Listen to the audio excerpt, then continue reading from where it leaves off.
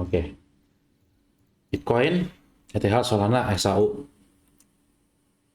Untuk minggu ini, aku still alias punya ekspektasi yang sama ya, which is somewhat somehow kita masuk ke area sini lagi nih.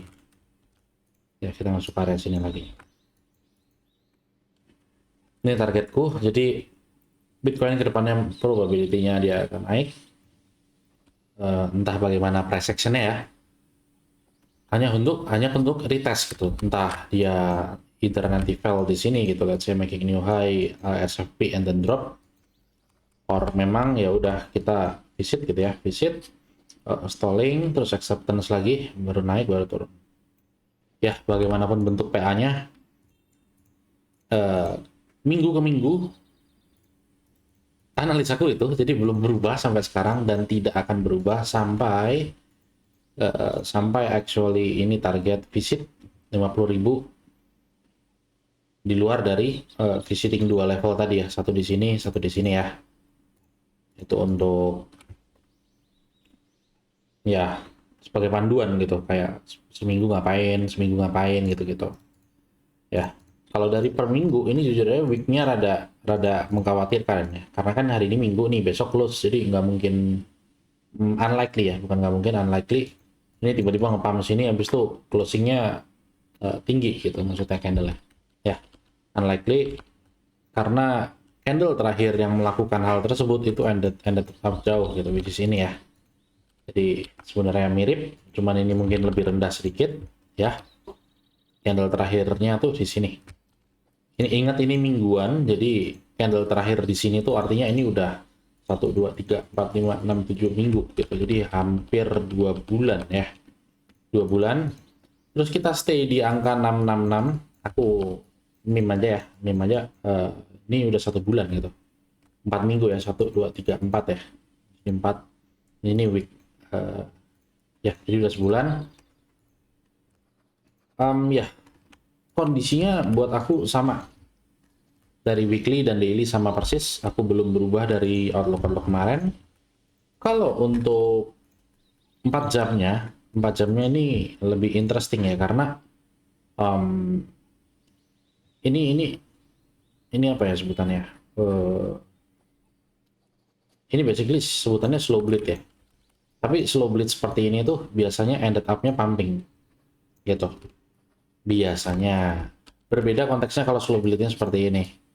Itu ended up imbalance ke bawah. Tapi mengacu pada daily dan weekly, yang nge-week tadi yang begini candlenya, probability-nya mungkin lebih besar dia langsung ke bawah begini. Ya, karena mengikuti weekly, daily, dan kita lihat 4 jam ya. Cuman kalau dari price action ya, cara aku baca biasanya begini itu ended up-nya pumping. Which is not making new high, terus ada POI ya di sini again, terus ada POI lagi di atas. Ya, same thing. Kamu kalau mau ngelong, mungkin area sini adalah area yang bagus ya, karena kan ini sebenarnya ini kan base atau demand gitu ya, demand terus di bridge gitu. Tapi kalau contohnya dia reclaim, ada retest, ya udah, ini kan long kamu nih, ini long, ini SL, targetnya di sini new high, ini lumayan, ini 1/6 kira-kira ya, kira-kira aja. Oke, jadi Bitcoin seperti itu konteksnya. Aku tidak bahas intraday karena besok gak akan kepake, karena besok udah berubah, jadi intraday tidak dibahas. ETH same thing, dia sebenarnya ada di value area yang cukup besar ya. Jadi kalau kamu lihat seperti ini, mirip dengan Solana, cuman bedanya Solana tuh sudah breakdown ke bawah. Tapi kalau ini dia masih di tip, which is ya, again ada probability buat naik, reclaim, masuk ke sini, habis itu dia new low. Kenapa ujung-ujungnya new low? Karena aku percaya kita udah di fase bear market kayak gitu. Karena kita di fase bear market, of course ya, endingnya higher time frame-nya ujung-ujungnya ke bawah. Karena itu yang aku percaya. Ya, jadi well, yes. Oke, jadi dilihat dulu kondisinya seperti apa. Mungkin di sini lah yang narik ya, atau kalian tarik PRPP aja lah biar gampang ya. Kalau memang acceptance, maka target kalian di sini. Tapi selama belum acceptance, santai aja, shorting aja dulu. Let's say mungkin di 4 jam. Kalau yang kayak gini kan konteksnya dia ini ya, apa ya? Ya ini kan value area juga ya sebenarnya. Jadi kalau kamu mau lihat reaksinya ya, ya gimana? Apakah reclaim di sini gitu?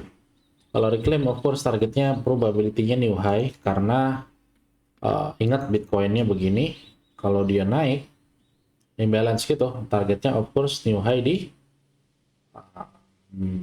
Bitcoin. PA-nya gimana sih? Ini habis itu slow break gini kan.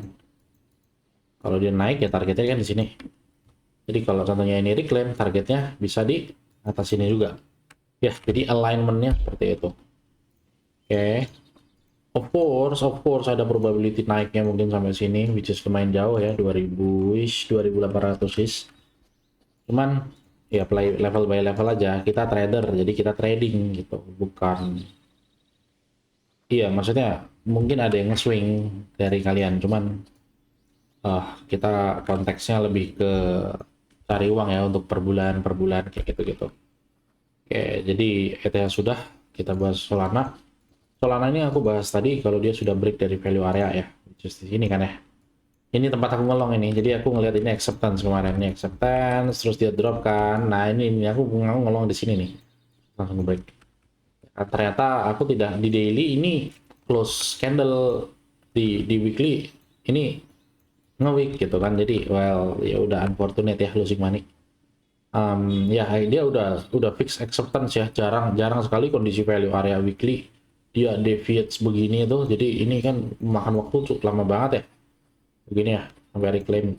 Tapi kalau memang if terjadi ya, ya ini probability tempat buat retest untuk keluar aja udah. Jadi probability baliknya ke 20 dolar, 15 dolar value area di sini ya. Seperti itu konteksnya.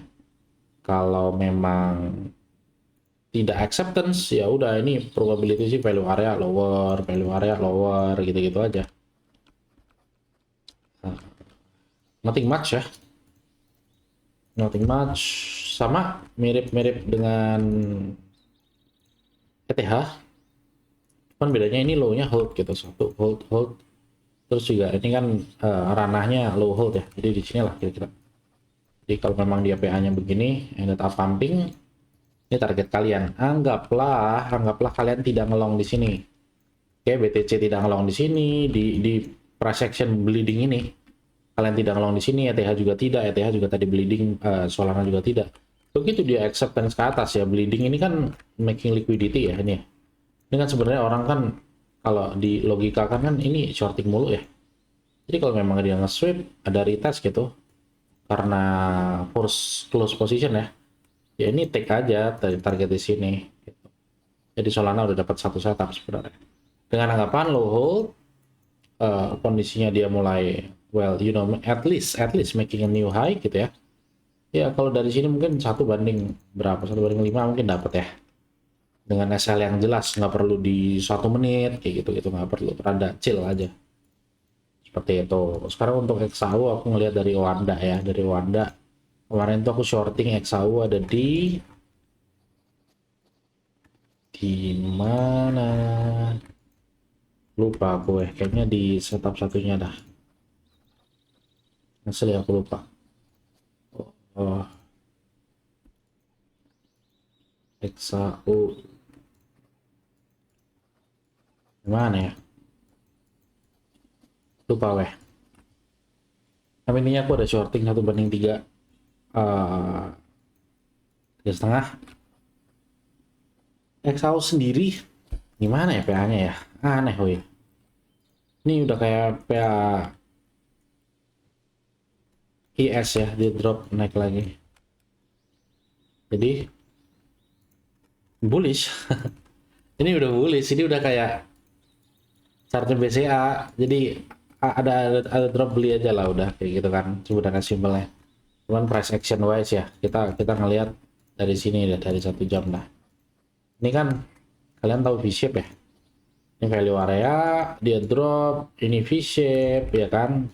Rejection, oke, rejection, low hold gitu. Jadi kalau kalian melihat tersebut dan ini juga PA breakout, ada low ya, ini kalian long aja. Ini satu pasti keambil, dua pasti keambil. Oke, jadi ini targetnya lumayan banyak, pipannya I think you can make money gitu dari sini. Lumayan. Which is aku kemarin, iya ya gitulah. Ini aku kayaknya short di sini deh. Short di sini, habis itu high. Kayaknya ya, lupa aku. Next aku udah pasti making new high lagi. Perang tercetus itu namanya scarcity. Which is emas ya, yang dari dulu sampai sekarang dipakai untuk kebutuhan perang dan tidak berubah, dan menurutku tidak akan berubah. Eh, jadi akan tetap naik sih. Jadi untuk orang-orang yang bilang, oh ini mah udah ketinggian, kalau beli segini kita beli di top, nanti kita diguyur gitu kan. Kalau bahasannya saham atau kripto itu possible, tapi kalau bahasannya emas kan, emas ini kan spot ya. Nih, gold ini kan spot ya. Orang itu beli emas itu nggak untuk guyur-guyuran ketika. Jadi ya well, nah, seperti itu konteksnya. Dan gold spot ini kan sebenarnya tidak bisa dibeli oleh sembarangan orang. Jadi yang beli harus institusi, yang beli harus pemerintah, seperti seperti itu. Jadi tidak sulit punya entitas jahat untuk ngeguyur-guyur gitu ya. Kalau konteksnya seperti ini kan, aku baliknya ke technical analisis ya sebenarnya. Kalau memang butuh liquidity buat naik gitu ya, making new high, ya memang ini tuh sometimes perlu dilakukan gitu loh. Tapi kalau kamu nanya aku, apakah terus ini liquidity juga dong? Berarti nanti kalau dia naik diguyur lagi baru naik lagi bisa dong? Jawabannya enggak. Kenapa? Ya karena event ini sudah terjadi. Event ini tuh basically bikin fuel lah ya, bikin apa bensin gitu. Jadi kamu kalau survive ini price action akan enak, akan asik gitu loh. Kenapa akan asik? Karena kamu nggak perlu takut hal-hal seperti ini terjadi, karena memang bensinnya sudah ada gitu. Gitu. Nah, bensinnya sudah ada, ditunjukkan dari mana? Ditunjukkan dari price action yang rapih. Kalau rapih artinya tuh bukunya usually tebel ya, atau in control ya dari satu pihak. Makanya kan kalau ada, ya makanya demand tuh mulai respected nih kan, kayak demand respected. Ya kan, dia naik lagi, ini respected, dia nge-sweep ya, ngeguyur lagi kalau sebutannya, ini respected, dia naik lagi turun, ini value area, acceptance, naik ke atas. Jadi price action-nya akan seperti itu, dan ini duit buat kalian kalau kalian menonton dan kalian eksekusi, you make money dude gitu, gak usah takut ya. Seperti itu aja sih kalau dari aku minggu ini. Semangat belajar.